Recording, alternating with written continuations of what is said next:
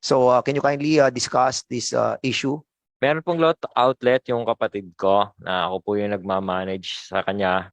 May 18 po no, nung papunta po ako ng Lotto outlet, bigla na lang pong may humarang sa akin na, actually hindi po hinarang. Galing po siya sa likod, pinigil niya ako. Sabi niya sa akin, huwag kang tatakbo. May baril po siya. Yung baril niya, parang nakakmang aim na ibabaril niya sa akin. Parang ganon. Huwag kang tatakbo, huwag kang tatakbo. Di, ang akala ko nung una, hold up. Tapos tinabi ko lang po. Ay pag-cooperate po ako sa kanila. At wala naman pong nagpapakilala ng pulis noon. Then bigla na lang po silang dumami. Hindi ko po alam kung saan sila nagagaling. Bigla po silang dumami na nananakit sila. Tatanong nila sa akin kung nasan yung pera. Yun po yung unang tanong nila sa akin. Wala naman po ako may pakitang pera kasi hindi pa po ako nakakarating sa outlet para kunin yung pera. And tinatanong po nila sa akin, nasan yung basura? Saan yung basura mo? Sabi ko, wala po akong basura, wala po akong pera. Nananakit po sila hanggang doon po sa may 7-Eleven. Every time na magtatanong po ako sa kanila, ano pong kasalanan ko or anong sagot nila sa akin batok. Dumating po yung time na may naringgan pa ako sa kanila ng, buti hindi kayo tumba o gusto mo itumba ka namin, parang ganon. Inipit po ako nung dalawang nagpakilalang pulis na sa motor, ipit po nila ako sa motor. Umalis po kami doon sa may 7-Eleven, hindi ko po alam saan kami pupunta, pero pabalik po pala sa bahay namin. Pinasok po nila yung bahay, nag-search po sila. Doon may nananakit sa amin, ganon. Andun din po yung anak ko nung time na yon. Sabi ko lang doon sa anak ko, pasok sa loob, huwag ka na lang makikialam, parang ganon. Tapos ayun, sinearch po nila yung bahay, wala naman po sila nakuha. May naringgan po kaming boses na sinasabi lang po nila, pull out pasita, wala, hindi yata yan, parang ganon. Ayun po, dinala na po nila ako sa Pasita, tapos doon na po ako nagstay. Doon po pumasok yung pananakit nila. Nananakit po sila kahit nakaposas ako. Nung time na yun, wala po akong, parang pakiramdam ko, wala akong rights para tumingin sa mukha nila. May I ask the regional director? You have seen the video presentation, right? And you have listened to the testimonies of the persons who are supposedly, allegedly victims of wrongdoings of your police force, right? Ganon din po siguro yung provincial director. Nakita mo rin yung ebidensya, narinig mo rin yung side ng mga resource persons natin na naging biktima ng mga allegedly by your policemen. Ganon din yung hepe at saka yung intelligence officer. Di po ba? Matanong ko nga kayo, regional director, sino kaya ang nagsasabi ng totoo? Tinatanong ko po kayo, Ardi. After seeing all the pieces of evidence and listening to the testimonies of your people and of the alleged victims of your people, sino po kaya nagsasabi ng totoo? Will you please answer? Yes, sir. Ano ang yes, sir? The court will decide who is telling the truth. Anong korte ang nagsasabi? Anong korte ang sinasabi mo? Wala naman sinasabi rito korte. Being the regional director of Tinatanong kita, ang iyong personal opinion after listening to the testimonies and looking at the video which will apply, ano sa tingin mo? Akala mo kasi titigil doon yung pagtatanong ko eh. Alin ang mas magandang puntos? Personally, sir, parehas pa rin sila. Parehas. How about the provincial director of Laguna? What is your personal opinion? Sir, based on the records provided by the San Pedro City, sir. Hindi ko po sinasabi. Yung records ng San Pedro, you listen to my question. Yes, sir. Ang tanong ko, nakinig ka sa testimonies ng iyong mga tao at ng mga tao na naging biktima ng iyong mga tauhan at saka yung video. Ano ang personal opinion mo? Sino ang mas may magandang punto? At mapapatunayan po yan na sila po ang nandyan, then we will conduct a thorough investigation, sir. Hindi ko naman tinatanong kung ano yung gagawin mo eh. Ang tinatanong ko sa iyo, anong nasa isip mo ngayon? We will provide, sir, yung necessary I'm steps, sir. not asking what you will provide. I am asking, ano sa tingin mo ang nasa tama? Sir, Yung iyong mga tauhan o yung mga kwan? based sa record, sir, I will stand with the report, sir, ng ating PNP, sir, San Pedro po, sir. Yung chief of police? May I ask?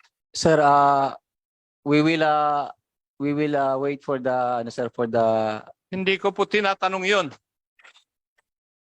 Ang tanong ko sa iyo, ano sa tingin mo ang nasa tama? Yung tauhan mo mismo o yung mga naging biktima? sir, we will wait for the investigation po, sir. I'm asking for your answer. You want me to move to cite you in contempt for not answering my question? Ha?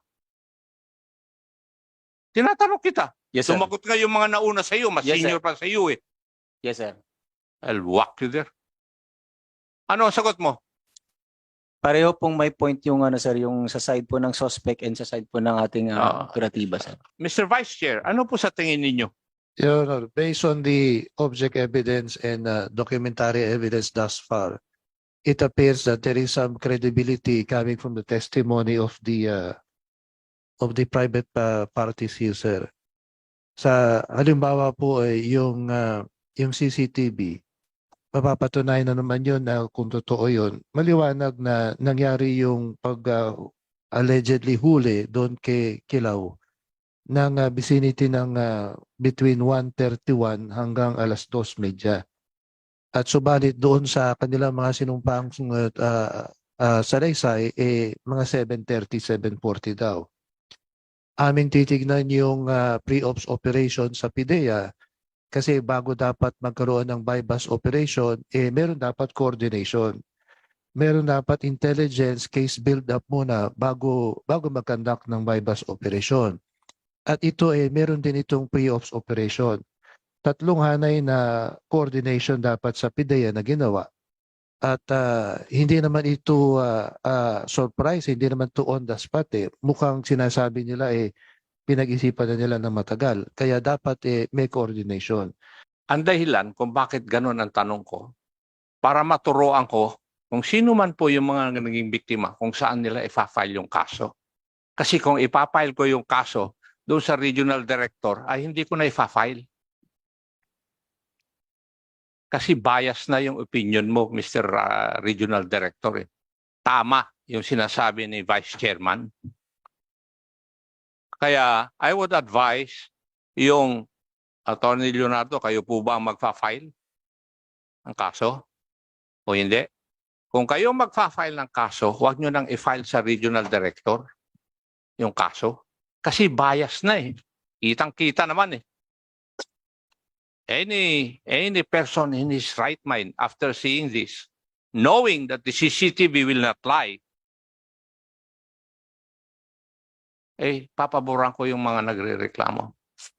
And in the spirit of transparency, yung unang kaso kung bakit nasusundan ito ay dahil doon sa kaso na nangyari sa Antipolo at na-dismiss yung mga involved doon.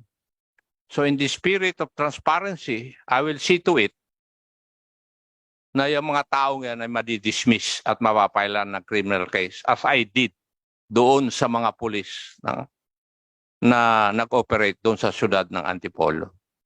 I am amazed, Gerald Gases, na gano'n ang pag-iisip mo, being the RT. There's a limit to protecting your men and upholding their moral and welfare. Alam niyo po ba yung rules dito sa participation ng mga abogado? Yes, Your Honor. Yes, thank you. I'm just reminding of you of the rules. Ano po? Now, PIDEA, meron po kayong sistema na pinagsasubmit ninyo yung mga barangay officials ng listahan ng mga drug dependents at drug users and drug pushers sa kanilang barangays. Di po ba? Yes, sir. Yes. And this is done with the municipal or city government. Tama rin po. Yes, sir. Through CADAC or MADAC. Yes. Together with the Dangerous Drugs Board and your office. Tama? Yes, sir. Yes. And therefore, nandun yung mga listahan as recommended by the barangay officials. Yes, sir. And then, binabalik ninyo pag-validate nyo na totoo. Yes, sir. With the PNP, sir. Yes. Now, may I ask the station commander or the chief of police, kasama ba siya sa listahan? Yung naging biktima? Is his name in the list of drug pushers, drug users, or drug dependents insofar as the list of the barangay officials or the concerned barangay officials are concerned? Yes, sir. Is newly identified listed, sir. God sake. Newly? Ang tinatanong ko sa iyo, narinig mo ba yung pagtatanong ko doon sa PDEA? Merong nire-require sila na mag-submit yung mga barangay officials na listahan sa kanilang barangay yung mga drug users, drug pushers, at saka drug dependents. Now, ikaw, Hepe, alam mo dapat yun eh. You're just telling me your ignorance of the law. Kung hindi mo alam yun. Kung ako, congressman na, matagal na ako nag-retire, alam ko. Do you know na meron ganon? Yes, sir. Yes. Ngayon, nasaan yung listahan na yun? Anong listahan na pinagbasihan mo na nandun yung pangalan ng tao? Sir, we have may category po tayo, sir. Meron kasi na under po Listahan mo, listahan ng barangay officials. sa barangay po nag-start yan, sir. Yung newly Yes. listed po, sir. Chief of Police ng San Pedro ay sinabi niya na nasa listahan. Is that Newly listed po, sir. newly listed? After the fact. Kahit na newly listed, pag wala doon, I will charge you for perjury. And I'm not joking. Kasi ayaw ko yung nagsisinungaling dito eh. Sa committee namin. And if what you are answering is not true, I will, kasi inulit ko na sa iyo eh. I'm making it of record na ang sagot mo ay nasa listahan. At saka, dinagdag mo, newly listed. It is of record. Okay? So, inutusan mo sila talaga. Copy po, sir. Yes, sir. And therefore, you are responsible kung ano man mali o tama na kanilang ginawa. Yes, sir. I'm laying the predicate para habulin kita sa command responsibility.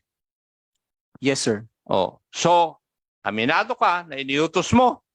And therefore, as their chief of police, you are responsible whatever wrong they would have committed.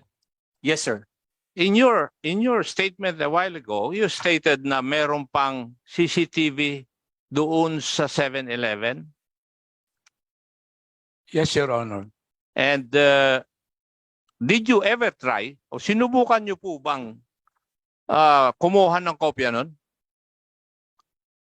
Yes, Your Honor. Kasi pag meron pang pangalawang CCTV at nandun din yung mga oras at yung mga nangyari doon, eh, sinusuportahan yung una yung CCTV. Now, ano po ang sagot sa inyo ng 7-Eleven?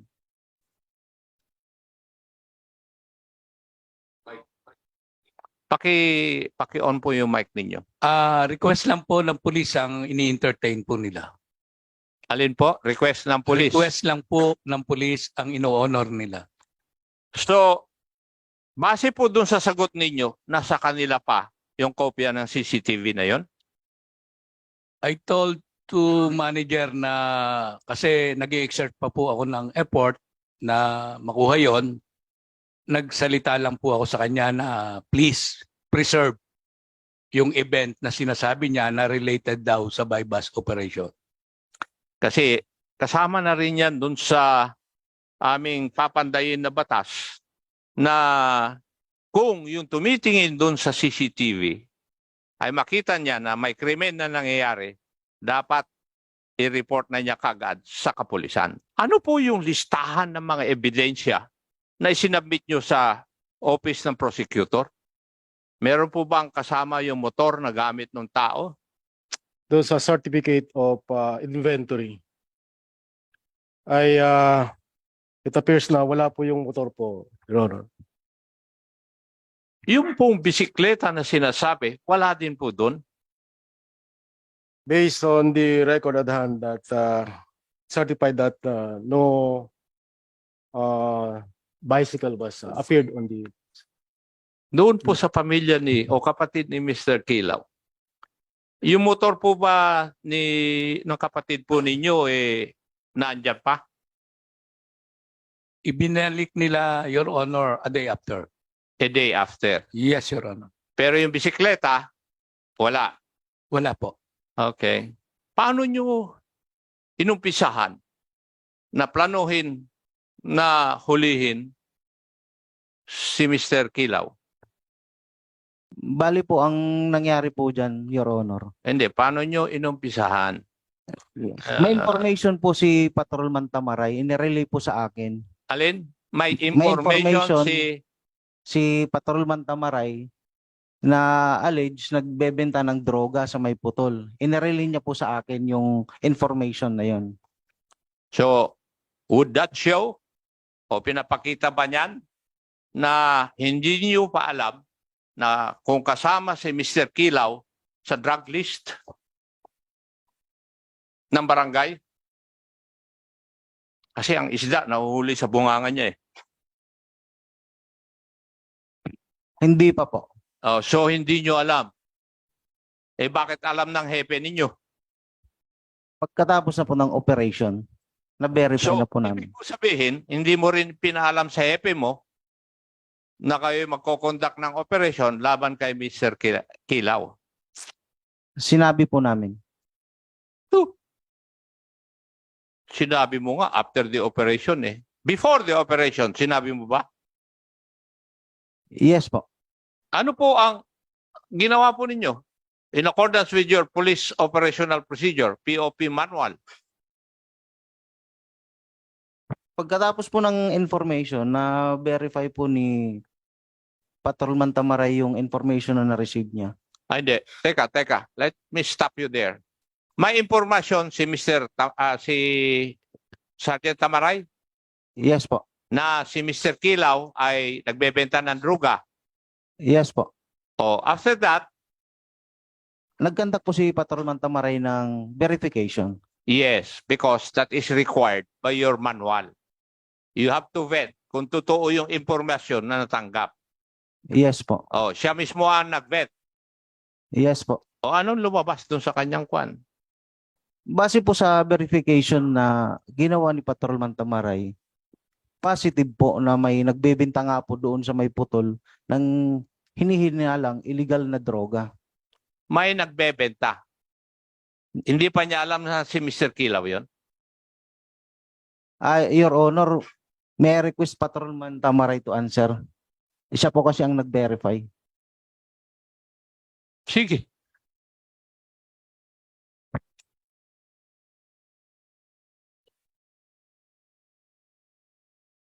Good afternoon, Your Honor.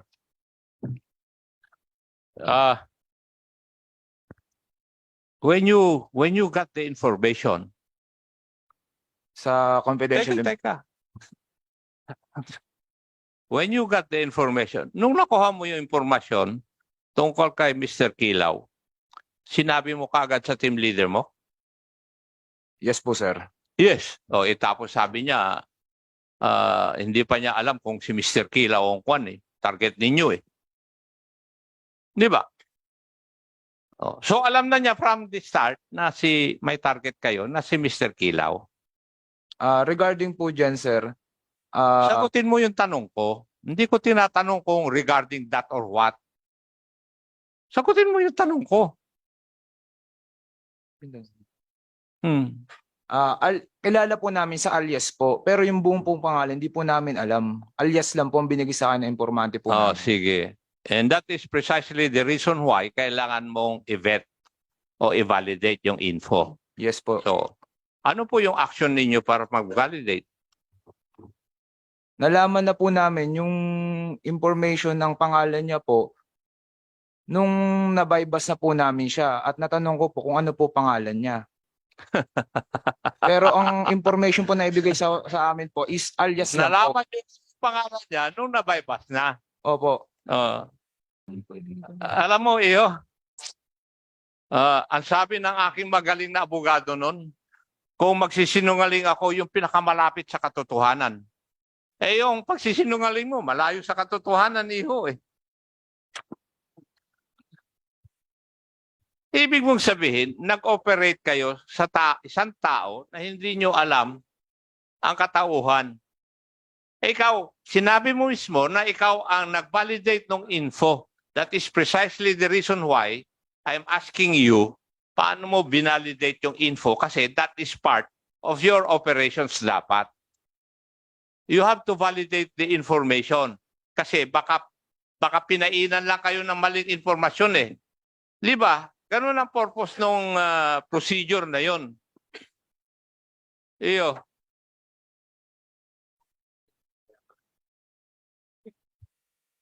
Kaya pala, sabi ni Kong Yamsuan, kaya pala newly listed eh. Kasi nung nahuli ninyo, saka nyo pinalista eh. We would like to remind the reserve speakers to be honest, no? Otherwise, alam niyo wala pa kaming nako-concite in contempt dito, ha. Baka first time to. Kaya be truthful, please. Ulitin ko, sinabi ni Congressman Rehencia, papunta pa lang kayo, pabalik na siya. Ako nakabalik na ako't lahat eh.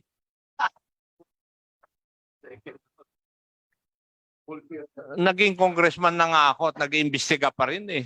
Tapos ganyan pa rin ang pagsagot niyo po sa akin. Ha? Oh, iyo. Inoperate nyo isang tao na hindi nyo alam ang pangalan, ang tunay na pangalan.